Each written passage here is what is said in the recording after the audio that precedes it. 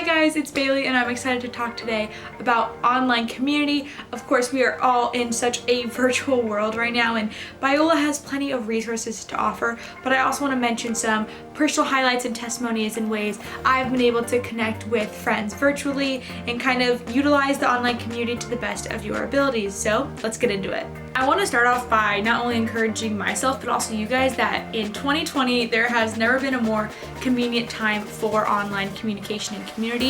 These little phones, they really help, connect through so many different mediums and platforms.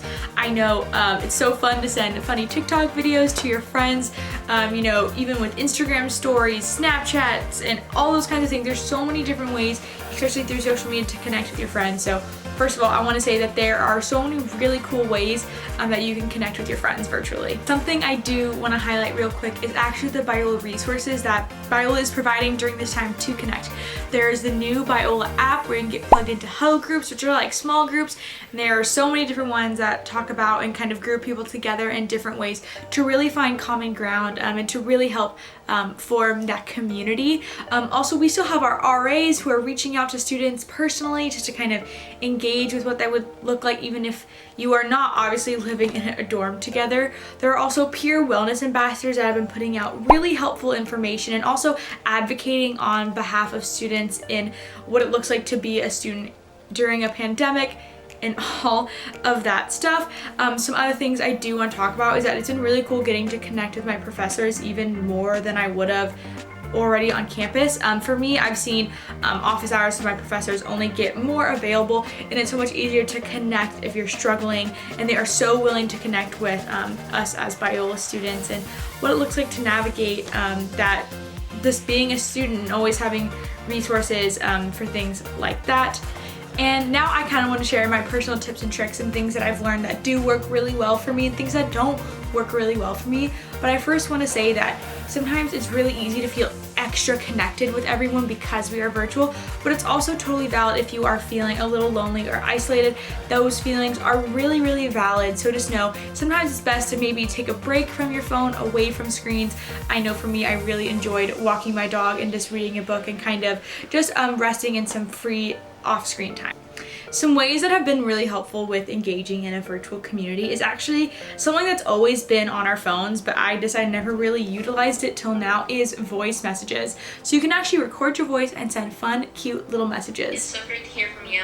I know I've been feeling so busy with homework, and I bet you're feeling the same way. I find a lot of times, with constant texting and emailing, a lot of things can get almost lost in translation. So this is a really fun way that you can just kind of actually communicate what you're saying through your voice. And sometimes it's just really nice to hear a voice of a familiar friend. Something else that I've really enjoyed is doing Netflix parties. As a CMA major myself, I love watching TV shows and movies. So Netflix is a little extension you can download where you can actually create a little watch party with your friends. I remember it was my friend's birthday in March, and so for our birthday party we just watched a movie together, and you can kind of comment, kind of share your thoughts, and just almost like you're having a movie night in your dorm. So that's been a really fun way to connect. Another really fun thing that I've been doing is playing lots of Animal Crossing. I talk about it all the time because I love it. It's so fun seeing my friends play, and just sometimes we'll FaceTime while we're playing on Animal Crossing together, visiting each other's islands, and just finding a fun, relaxing way to communicate even if it's not face to face. I also really have been enjoying just scheduling FaceTime, Zoom calls, Google Meets with friends. It's just a fun, easy, convenient way just to get to know each other better and connect more. I really encourage you guys to utilize those things. Having that face-to-face interaction, even if it's virtual, is so beneficial and goes beyond what just sending text messages back and forth could look like.